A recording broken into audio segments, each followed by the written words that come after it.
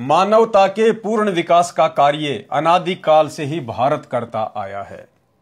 यानी यदि इस 21 ब्रह्मांड से किसी ने भी मुक्ति प्राप्त करनी है और यदि उसका जन्म भारत की पावन भूमि पे हुआ है तो उस आत्मा का परम सौभाग्य है। क्योंकि अनादिकाल यानी जब से ये 21 ब्रह्मांड की सृष्टि रची गई है और जब से कबीर परमात्मा सतगुरु रामपाल जी भगवान इस 21 ब्रह्मांड में मानव शरीर धारण करके सतगुरु की भूमिका करके तत्वदर्शी संत की भूमिका करके जिंदा महात्मा की भूमिका करके आप और हम आत्माओं तक ये ज्ञान पहुंचाने आते हैं तो परमेश्वर केवल भारत से ही अपना अध्यात्म मार्ग शुरू करते हैं। परमेश्वर ने इस भारत की भूमि को सेलेक्ट किया हुआ है, चुना हुआ है। ये परमेश्वर के द्वारा चुनी गई धरती है, इसीलिए इसको पवित्र भूमि कहते हैं, इसको पावन भूमि कहते हैं। ये आप और हमारा सौभाग्य है जो भाई बहन वर्तमान में भारत की पावन भूमि पे उत्पन्न हैं। इसके अलावा तो ना जाने हम लोग कहां कहां जन्म ले चुके हैं, अन्य देशों में अन्य क्षेत्रों में भी हमारे जन्म हो चुके हैं, लेकिन वर्तमान में आप और हमारा परम सौभाग्य है कि हम भारतवर्ष की पावन भूमि पे उत्पन्न हैं। और उससे भी बढ़कर आपका सौभाग्य है कि आप जी हरियाणा की भूमि के इर्द गिर्द जन्म ले चुके हैं। हरियाणा की भूमि पावन भूमि नहीं है, ध्यान रखना भाई और बहनों, हरियाणा की भूमि पावन भूमि नहीं है। यदि हरियाणा की भूमि के आसपास में यदि आप जी जन्म ले चुके हैं और सतगुरु की शरण में आ चुके हैं तो आप जी परमेश्वर की विशेष आत्माओं में से हैं। क्योंकि दिल्ली जो मंडल है और ये जो हरियाणा का जो क्षेत्र है ये दिल्ली मंडल के आसपास आता है। तो परमेश्वर कहते हैं दिल्ली मंडल पाप की भूमा, धरती नाल जगाऊं सूमा। यानी दिल्ली के आसपास का जो क्षेत्र है उसको परमेश्वर ने पाप की भूमि बताया।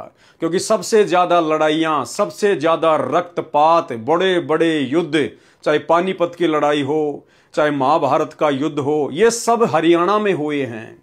कुरुक्षेत्र में महाभारत हुआ, पानीपत में मुगलों की बड़ी बड़ी लड़ाइयां हुई। यानी इस धरती पर जितना ज्यादा खून हरियाणा की भूमि पर बहा है, जितनी ज्यादा मार काट हरियाणा की भूमि पर हुई है, इतनी अन्य कहीं भी नहीं हुई है। तो परमेश्वर ने उसको पाप की नगरी का नाम दिया है, दिल्ली मंडल पाप की भूमा। तो हम भाई बहनों का सौभाग्य है जो विशेषकर हरियाणा में जन्म ना लेकर और हरियाणा के आसपास के राज्यों में, आसपास के क्षेत्रों में आप और हम भाई बहनों का जन्म हुआ और हिंदी भाषी होने के कारण, सतगुरु के इर्द गिर्द उनके आसपास के क्षेत्र में जन्म लेने के कारण हम सभी हिंदी भाषी हैं और परमेश्वर के ज्ञान को, उनके विचारों को हम भली भांति समझ चुके हैं। दूसरी बात भाई और बहनों, जो धरती जितनी ज्यादा पापमय होती है परमेश्वर वहीं पर आकर निवास करते हैं, प्रकट होते हैं, ताकि वहां उस क्षेत्र में जन्मी हुई अपनी आत्माओं को परमेश्वर सहारा दे सके। अन्यथा भाई और बहनों, जितनी ज्यादा पापग्रस्त भूमि होती है वहां के लोगों में मान बढ़ाई और अहंकार भी उतना ही होता है। और ये सर्वसिद्ध है, हरियाणा के लोगों में जितना ज्यादा अहंकार है, जितनी ज्यादा मान बढ़ाई है, उतनी आपको अन्य राज्यों के किसी भी स्त्री पुरुषों में देखने को नहीं मिलेगी। कारण है उस भूमि का प्रभाव, उस पाप की नगरी का प्रभाव। तो भाई और बहनों, आप और हमारा सौभाग्य जो परमेश्वर ने हमें इर्द गिर्द आसपास के राज्यों में उत्पन्न किया और हम परमेश्वर के ज्ञान को समझकर उनकी शरण में आ गए और आज साध संगति से जुड़कर गुरु को पहचान कर भक्ति कर पा रहे हैं। तो अनादिकाल से यानी मानवता के पूर्ण विकास का कार्य, मानवता का पूर्ण विकास क्या है, कब होता है? जब हम सच्चे सतगुरु की शरण प्राप्त करके और आजीवन मर्यादा में रह के सतलोक प्राप्त कर लेते हैं, उसको कहते हैं मानवता का पूर्ण विकास। इसके अलावा मानवता का पूर्ण विकास ये नहीं है जो वर्तमान की सरकारें कर रही हैं। जिस देश में सबसे ज्यादा रोजगार होंगे उस देश को यहाँ के लोग मानते हैं कि ये पूर्ण विकास हो गया, मानवता का विकास हो गया। जिस देश में सबसे ज्यादा लाइट है, सड़कें बना दी गई हैं, यातायात के साधन हैं, बड़ी बड़ी बिल्डिंगें खड़ी कर दी गई है, जिस देश के पास में वीटो पावर है, जिसने परमाणु बम बना रखे हैं, आध्यात्मिक अज्ञानता के चलते दुनिया उसी देश को मानवता का पूर्ण विकास मानती है, जबकि असल में आध्यात्मिक दृष्टि से जो देश वैज्ञानिक दृष्टिकोण से जितना ज्यादा संपन्न है उसका उतना ही ज्यादा पतन वर्तमान में होगा। वो तो बारूद के ढेर पे बैठा हुआ है, उसने तो अपने विकास का नहीं बल्कि अपने विनाश का सामान तैयार किया है।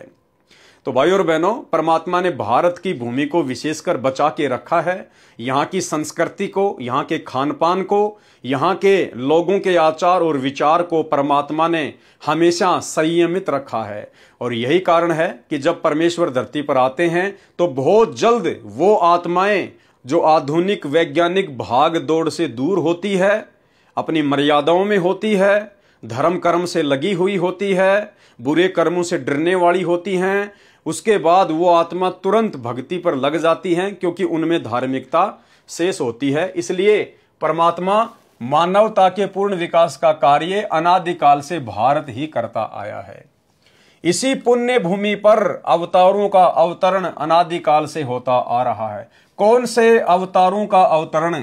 काल भगवान के अवतारों का अवतरण अनादिकाल से होता आ रहा है। भाई और बहनों, अवतार जो शब्द है इसके दो मतलब होते हैं। विशेषकर ये जो अवतार शब्द है ये विशेषकर काल भगवान के द्वारा जो अपने अंश अवतार भेजे जाते हैं उनके लिए प्रयोग ज्यादा किया जाता है। और दूसरा जो अवतार है वो होता है परमेश्वर के लिए, कबीर भगवान के लिए, क्योंकि काल तो अपनी आत्माओं को अवतार रूप में भेजता है, काल स्वयं नहीं आता है। काल अपनी आत्माओं को भेजता है धरती पर कुछ अद्भुत कार्य करने के लिए, जिनको हम अवतार की श्रेणी में गिनते हैं, जिनको अवतार कहते हैं, जैसे श्री राम, श्री कृष्ण जी आदि। और परमात्मा जो होता है, कबीर भगवान जो होता है, वो स्वयं ही अवतार रूप में धरती पर प्रकट होता है। कबीर परमेश्वर सतलोक से कभी भी किसी भी आत्मा को अवतार रूप में धरती पर नहीं भेजता है, केवल काल अपनी आत्माओं को अवतार रूप में धरती पर भेजता है। कबीर परमात्मा स्वयं ही अवतरित होते हैं शरीर मनुष्य के पुत्र के रूप में, या जब चाहे जिस भी रूप में किसी भी उम्र में कहीं भी परमात्मा अवतार लेकर प्रकट हो जाता है। यानी अवतार यानी स्वयं ही प्रकट होना।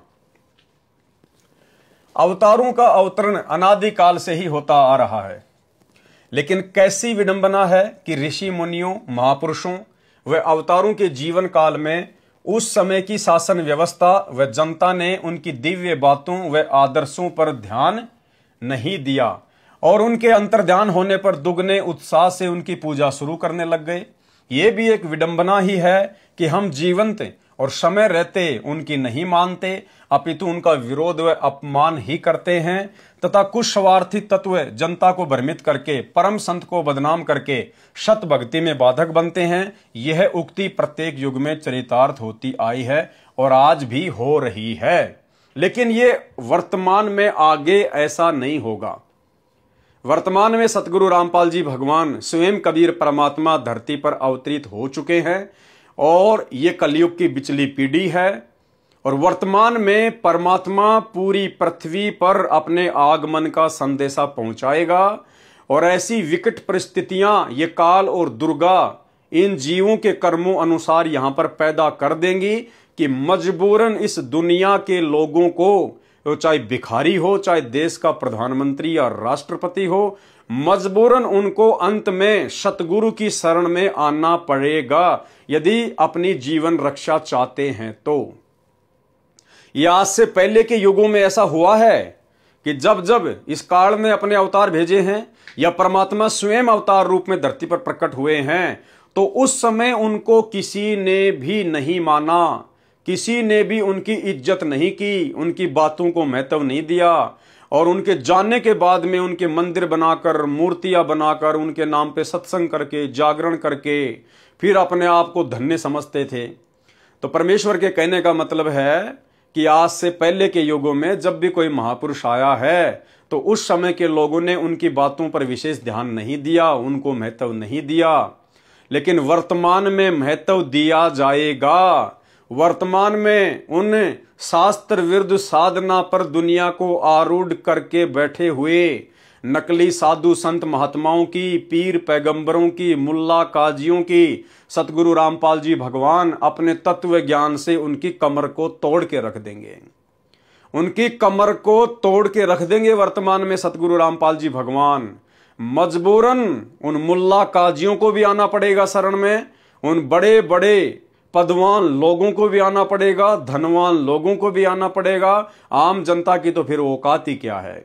अभी जो हिसार जेल से लेटेस्ट ऑडियो आई है 59 नंबर की, उसमें लास्ट में सतगुरु रामपाल जी भगवान ने कह दिया कि 650 साल पहले तो इन काजी मुल्लाओं ने परमात्मा को ऊपर नहीं आने दिया।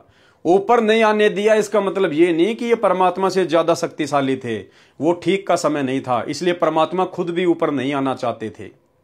लेकिन वर्तमान में गुरुदेव कह रहे हैं कि अब परमात्मा उनकी कमर तोड़ के रख देगा।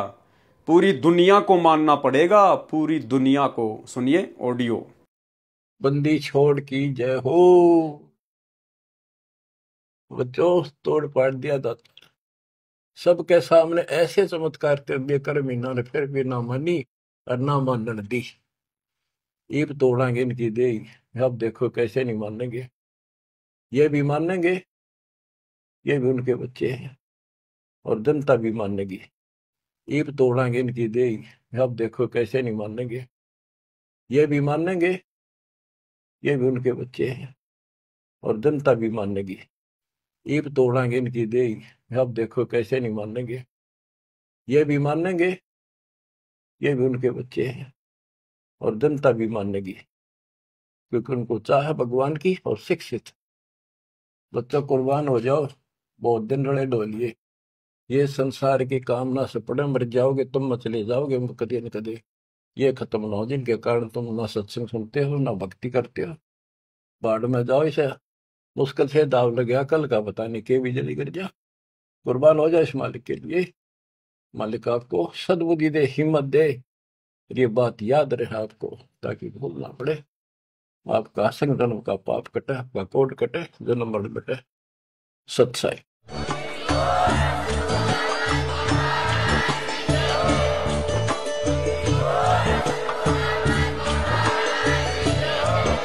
जो महापुरुष हजारों कष्टों को सहन करके अपनी तपस्या व सत्य पर अडिग रहता है, उसकी बात असत्य नहीं हो सकती। तो भाई दुनिया में वर्तमान में सबसे बड़े महापुरुष, एकमात्र महापुरुष सतगुरु रामपाल जी भगवान है। और सतगुरु रामपाल जी भगवान ने जो अपने सत्संगों में बात कह दी है, जो ऑडियो अभी आपने सुनी, कि वर्तमान में उन मुल्ला काजियों की, धर्म के ठेकेदारों की, पंडितों की कमर तोड़ेगा भगवान। तो भाई वर्तमान में कमर टूटेगी, क्योंकि सतगुरु रामपाल जी भगवान से बढ़कर कोई महापुरुष नहीं है।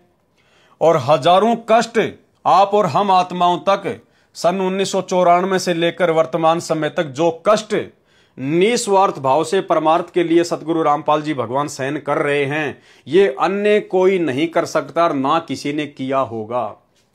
अपनी तपस्या व सत्य पर अडिग रहता है, उसकी बात असत्य नहीं हो सकती। तो सतगुरु रामपाल जी परमेश्वर जी का कोई भी वचन मिथ्या नहीं हो सकता, असत्य नहीं हो सकता। सत्य पर अडिग रहते हुए ईसा मसीह जी ने अपने शरीर में कीलों की भयंकर पीड़ा को झेला। संत गरीबदास जी महाराज, परमेश्वर कबीर साहिब जी, श्री नानक साहिब जी तथा श्री राम व श्री कृष्ण जी को भी यातनाओं का शिकार होना पड़ा। वर्तमान में उसी श्रृंखला में संत रामपाल दास जी महाराज, अब देखो भाइयों और बहनों, अपने गुरु जी के नाम के आगे दास शब्द लिखा गया है। क्या शब्द लिखा गया है? दास। ये लेखक डॉक्टर सरदार सूरजपाल सिंह MA PhD की सबसे बड़ी आध्यात्मिक अज्ञानता है, नादानी है, नासमझी है।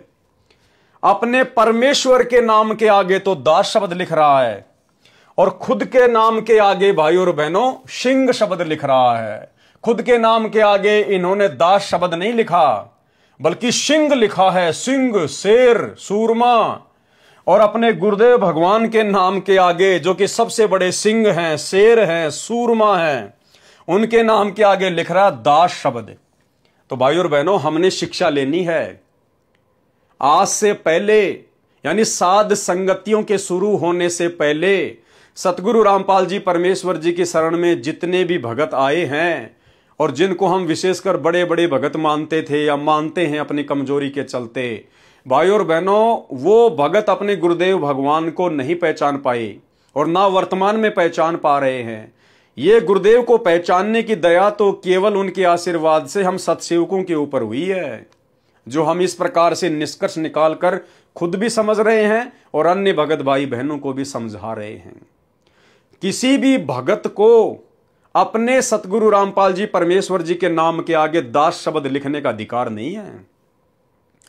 सतगुरु अपने नाम से आगे दास शब्द लिख सकता है, क्योंकि सतगुरु एक दास की भूमिका निभा के, एक भगत की भूमिका निभा के, एक मुंह बोला गुरु बना के, जैसा कि 650 साल पहले इसी कबीर परमेश्वर जी ने पंडित रामानंद जी को अपना मुंह बोला गुरु बनाया और उनके दास बनकर भक्ति की, हमें भक्ति समझाई। और वर्तमान में वही कबीर परमात्मा सतगुरु रामपाल जी के रूप में प्रकट होकर 17 फरवरी 1988 को एक अच्छी आत्मा आदरणीय राम देवानंद जी को अपना मुंह बोला गुरु बना के, उनके दास बनकर, दास कहलाकर, उनके भगत बनकर, भगत कहलाकर आप और हम आत्माओं को दास और भगत शब्द की परिभाषा समझाई।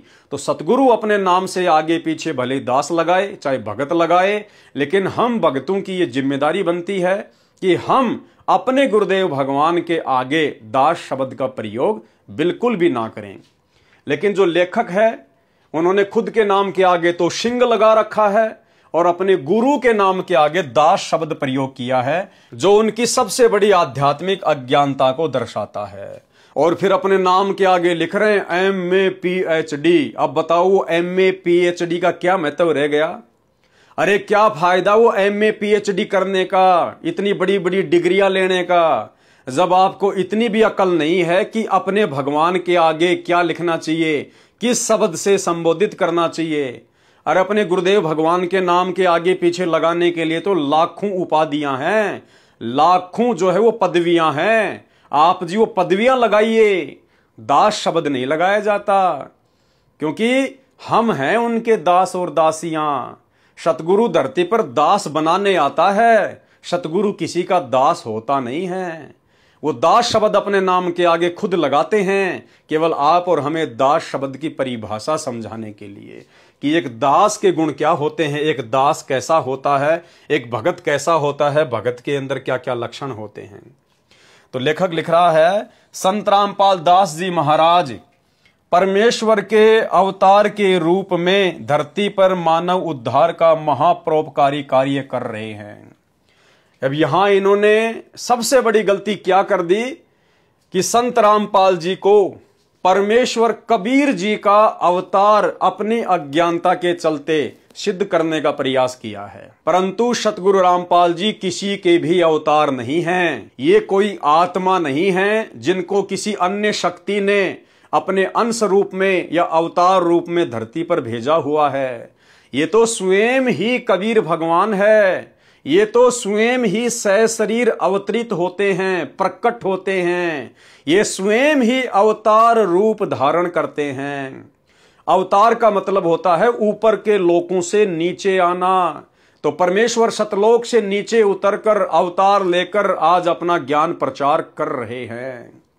तो यहां लेखक ने सतगुरु रामपाल जी को एक आत्मा माना है और जो दाढ़ी मूंछ वाली कबीर जी की फोटो समझी जाती है उसको परमात्मा की संज्ञा दी है और कहा है कि सतलोक से उस कबीर परमात्मा ने संत रामपाल जी को अपने अवतार रूप में धरती पर भेजा है।